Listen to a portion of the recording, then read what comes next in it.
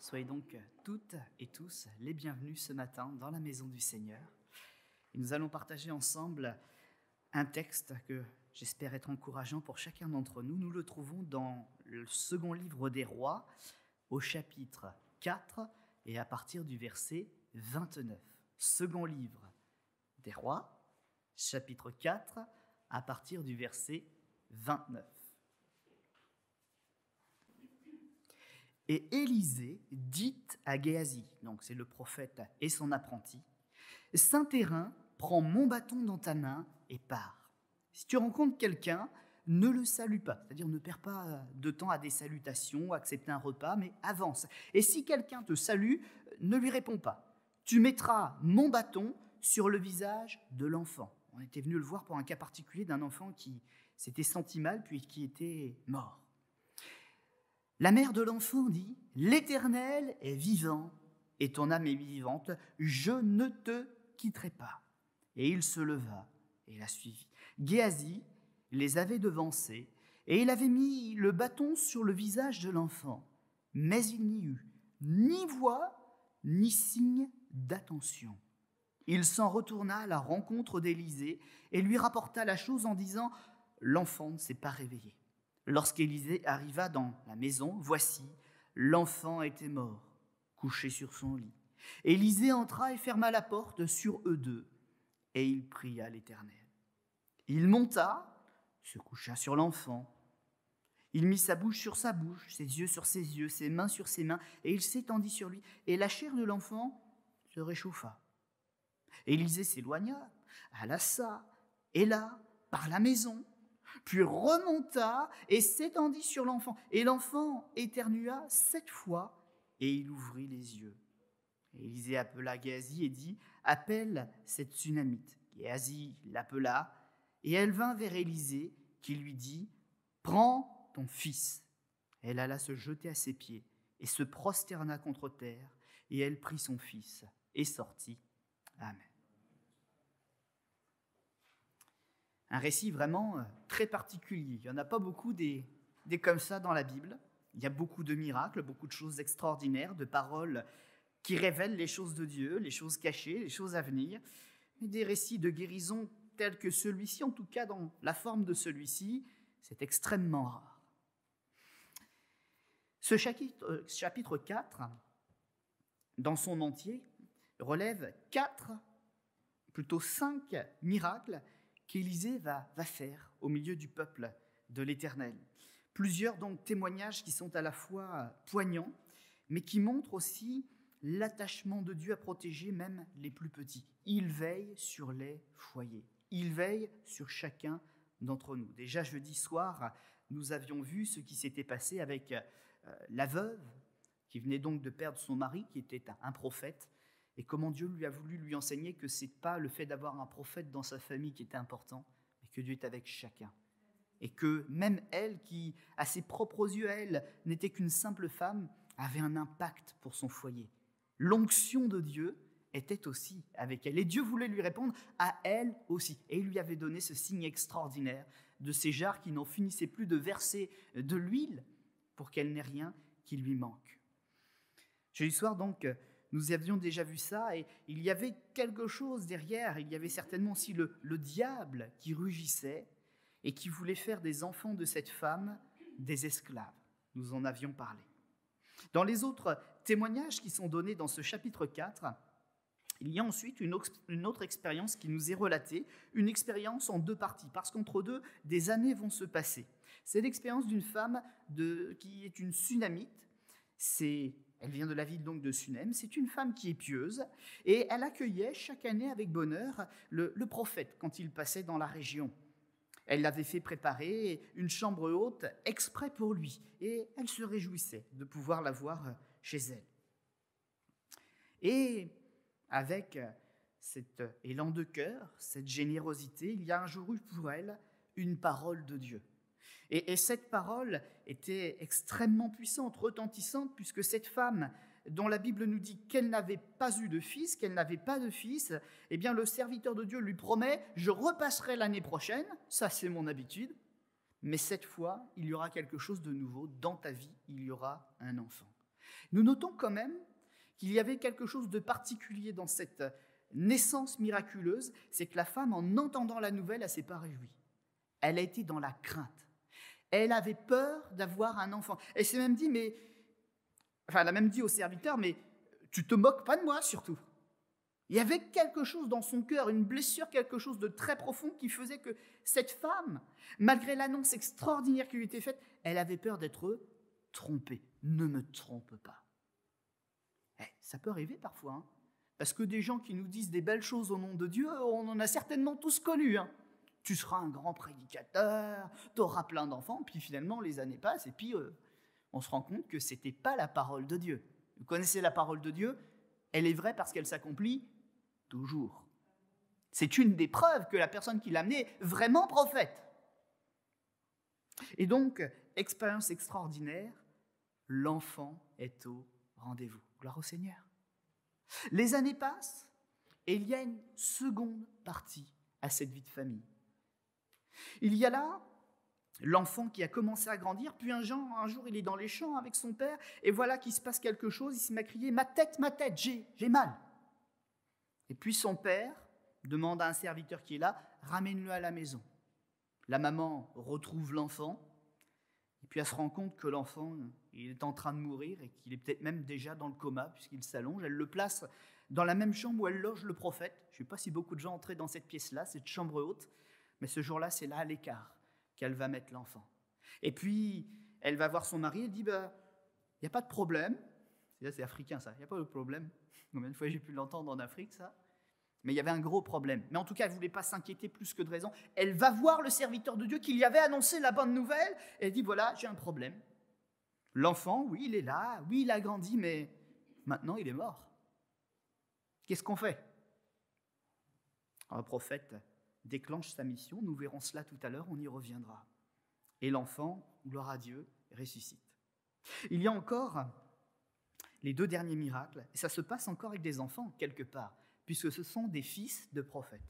Ce sont les stagiaires, ils apprennent, ils grandissent, ils découvrent, ils apprennent le discernement, et suite à une grave erreur, alors qu'on est dans les choses les plus simples de la vie, en train de préparer à manger, on va mettre quelque chose dans le pot où il y a le potage qui est toxique, mortel. Mais voilà, le miracle est que la nourriture va être assainie. Le manque de discernement qui avait commis l'erreur va devenir un enseignement. Nous avons donc vu jusque-là que le diable veut nous rendre esclaves, que le diable veut aussi nous amener à sortir de la main de Dieu, à être tout le temps dans la crainte, à être stérile finalement, être présent dans la maison de Dieu, être pieux, mais à douter des fois qu'il est capable d'agir ou de la bénédiction qu'il veut faire venir.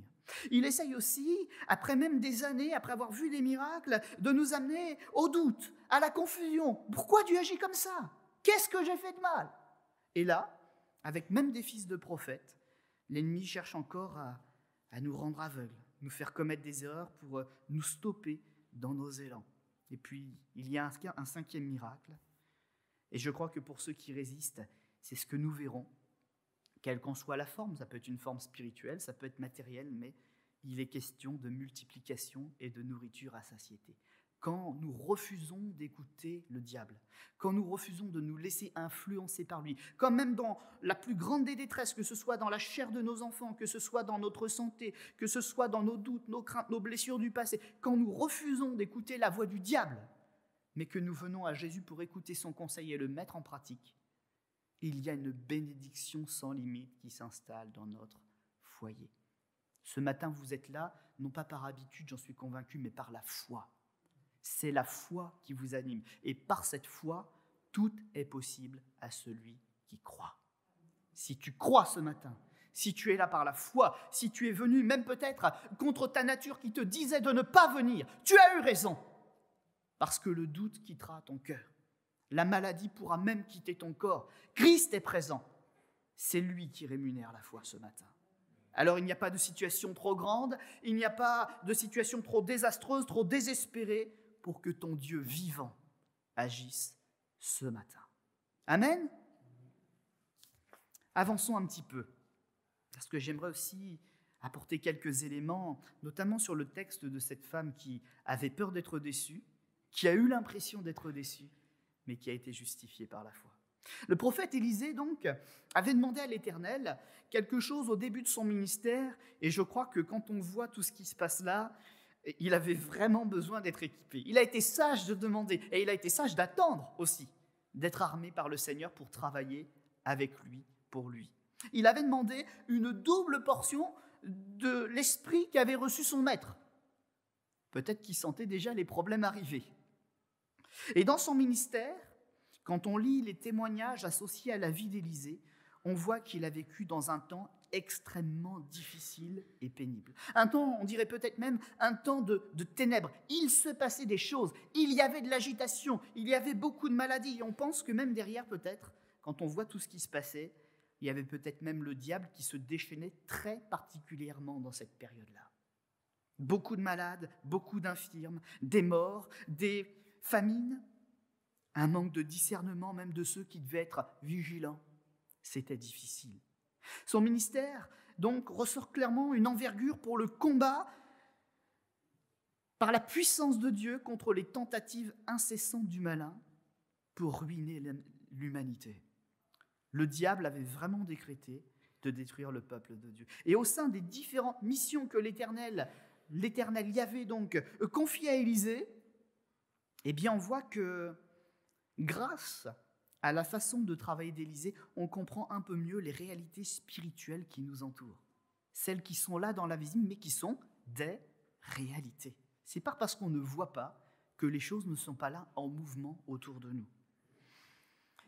Dans cet épisode de la Sunamite, qui va perdre son fils, on voit, comme je le disais tout à l'heure, des choses qui sont pas banales. Les gestes du prophète, si on les lisait dans un autre auditoire un peu moins averti que ce matin dans cette église, on aurait presque l'impression de gestes de pédophilie. Ils sont bizarres les gestes qu'il a, cet homme. Il s'allonge sur l'enfant, il met ses yeux en face de ses yeux, ses mains sur ses mains, et en plus la maman elle n'est pas dans la pièce, ni le papa, il a fermé derrière lui. Oh! Heureusement que je suis avec des chrétiens ce matin. Mais on ne peut pas lire ça partout, parce que les gens vont tout de suite imaginer des choses qui ne sont pas la réalité de ce témoignage. Il cherche à le guérir. Mais on voit que, en même temps, il cherche à trouver cette étincelle de vie que son disciple, quelques instants avant, avait cherché de trouver, puis il ne les avait pas vus. Il avait mis le bâton, il avait mis le signe de la croix quelque part sur lui, l'action de Dieu. Bon, il y avait quand même une chose qui n'était pas là. Il n'avait pas eu de parole inspirée. Il n'avait pas su démêler la situation. Il n'avait pas su sentir le cœur de Dieu, le disciple. Le maître arrive, et puis il essaye d'aller plus loin avec son expérience, avec sa connaissance de Dieu, avec sa proximité avec l'Éternel. Et il cherche le signe que le disciple n'a pas trouvé.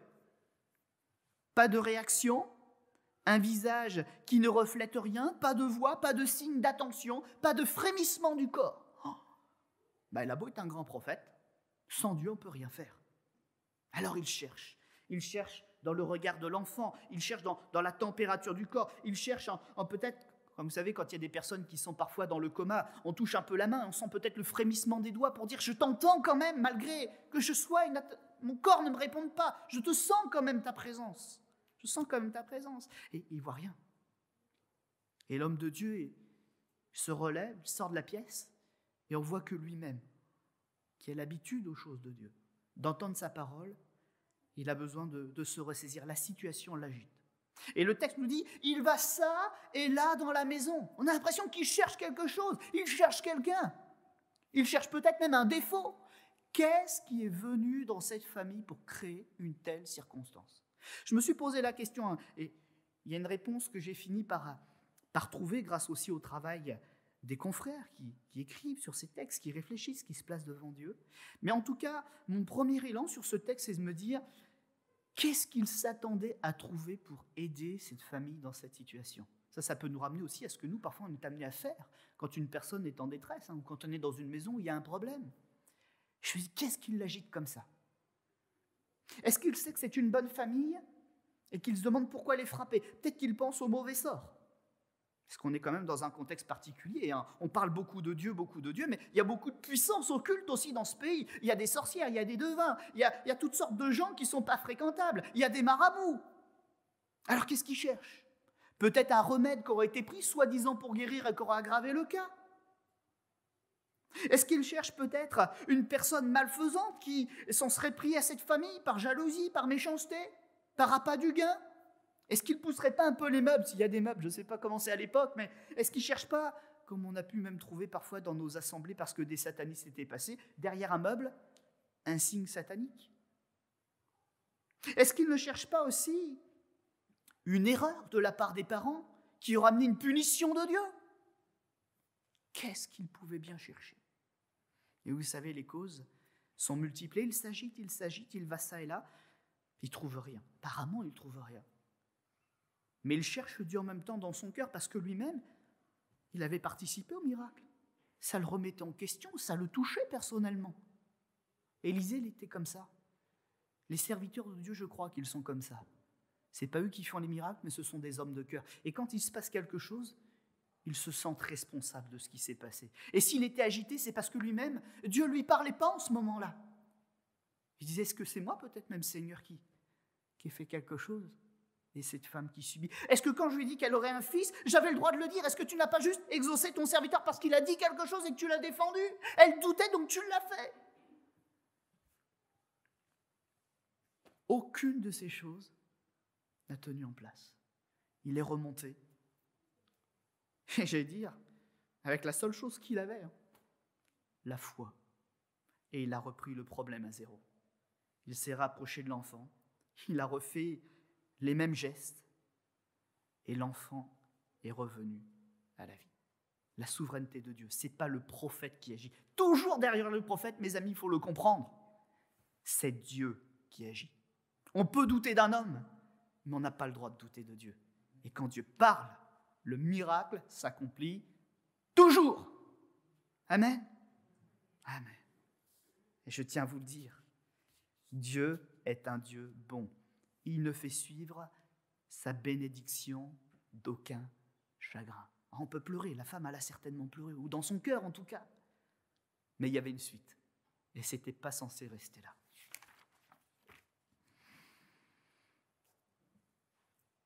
Élisée est convaincu que l'enfant doit se réveiller. Et je crois qu'il y a là même quelque chose de particulier. Il y a ce fameux discernement des esprits. Même si, en regardant la chair de l'enfant, on voit un mort, lui, il sent que l'esprit est censé se réveiller. Il a cette foi-là, il a ce discernement-là.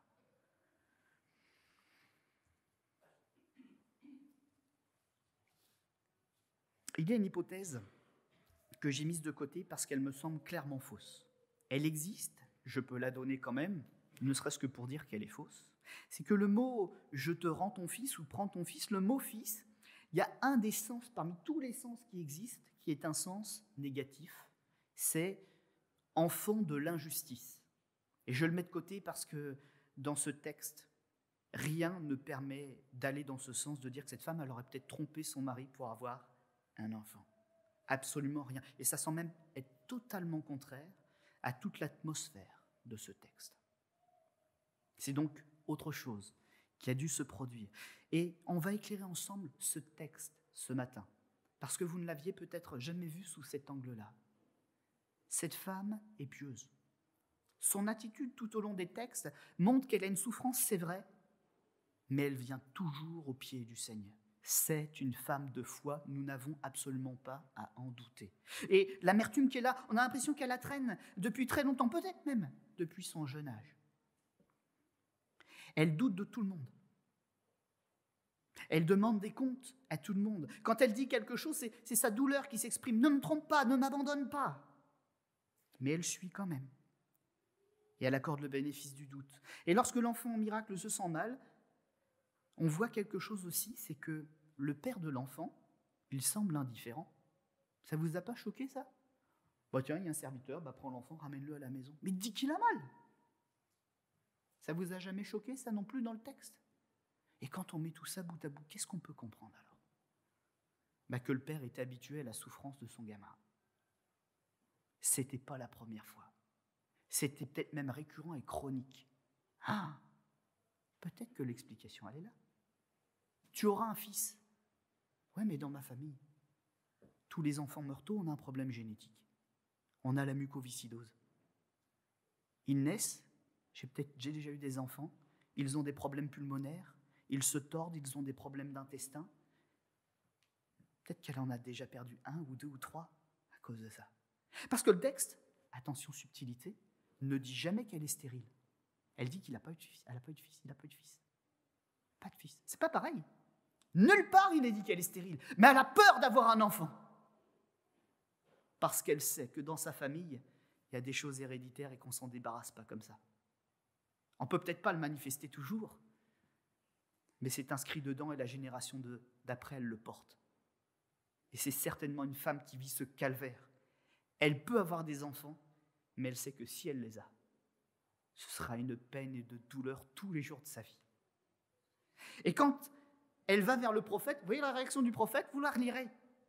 Il ne va pas vers elle, il tient une distance, comme s'il savait quelque chose. Il envoie son serviteur. Et c'est avec le serviteur que les discussions se font. Et quand elle vient le voir, qu'elle vient le bousculer un petit peu, il envoie en amont son serviteur pour faire les choses. Il y a un malaise entre eux. Quelque chose. Ah, l'enfant, il est né, mais il est fragile. Et après quelques années, est-ce que ce ne serait pas la maladie qu'on craignait tous qui s'est réveillée, qui fait ses ravages? Et le papa, il n'est pas insensible. Mais il le voyait venir depuis longtemps. Il avait déjà fait son deuil. Il savait. Il savait. Il avait peur de pleurer, peur de perdre.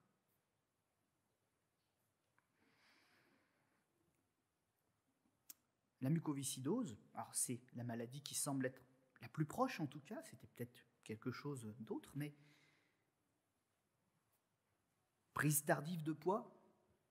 Vous savez, quand on a un nouveau-né, moi je le vis encore en ce moment, ce qu'on surveille, c'est quoi? C'est le poids. Si ça passe pas, toutes les sirènes et toutes les alertes sont dans le rouge.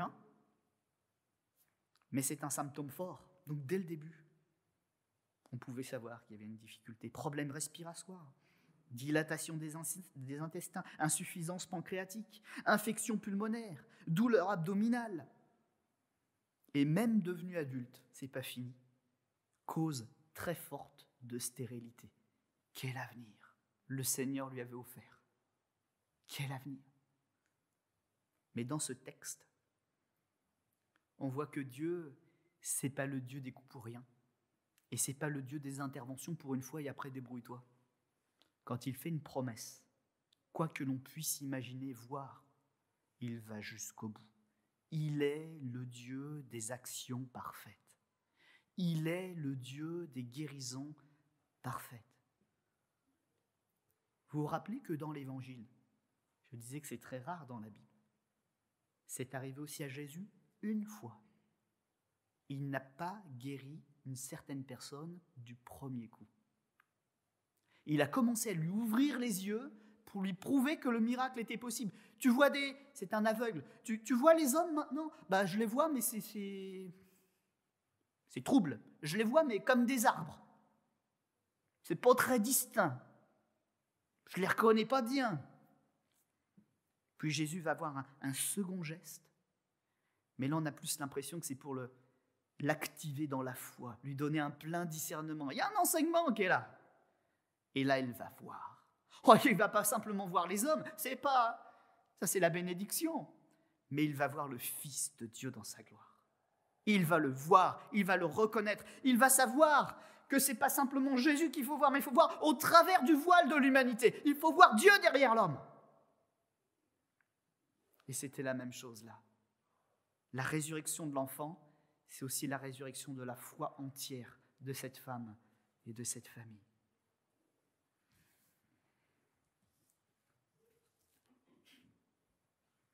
Je vois encore cette réaction et ce verset, je l'ai souligné dans mon texte. Je l'ai même entouré avec une autre couleur. Mais quand elle entend la nouvelle, cette femme le dit, « Est-ce que je t'ai demandé un fils ?» On comprend mieux le texte maintenant. On le comprend mieux. Mais la réponse de Dieu, c'est « Tu n'as pas besoin de demander. Tu en avais besoin, je le savais. » C'était tout ton être qui vivait pour ça. Je le savais. Je t'ai donné, mais je n'ai pas seulement donné. J'ai veillé un avenir. parce que je suis le Dieu qui donne un avenir et de l'espérance. Et de l'espérance.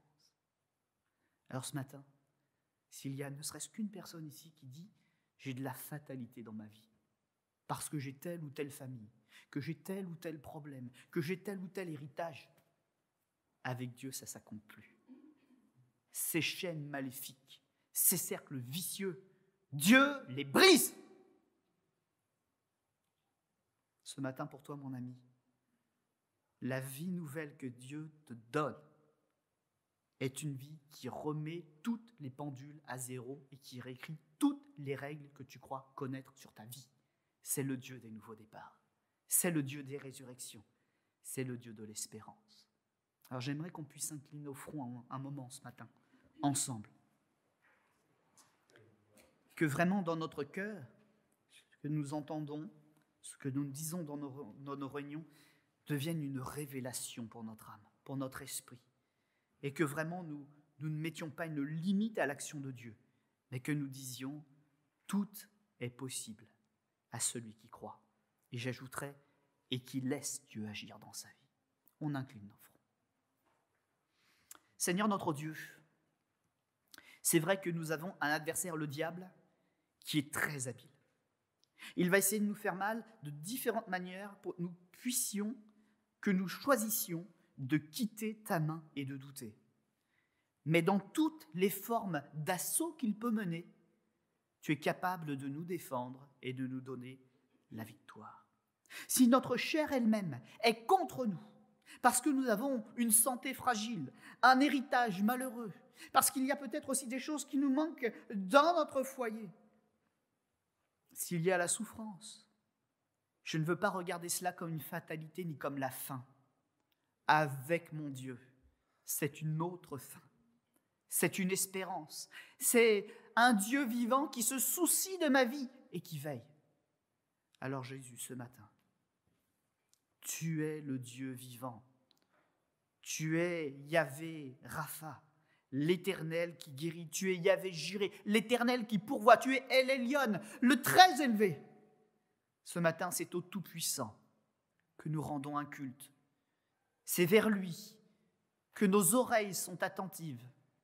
C'est vrai qu'il y a peut-être l'homme sur l'estrade, mais il y a surtout le Dieu qui a voulu ce moment parler d'une manière plutôt que d'une autre, prendre un exemple plutôt qu'un autre, parce qu'il est le Dieu qui nous connaît. Et ce n'est pas à la chair que nous regardons, mais c'est à l'Esprit du Tout-Puissant qui est notre Créateur, qui nous sonde, qui nous connaît et qui a un plan pour notre vie. Amen.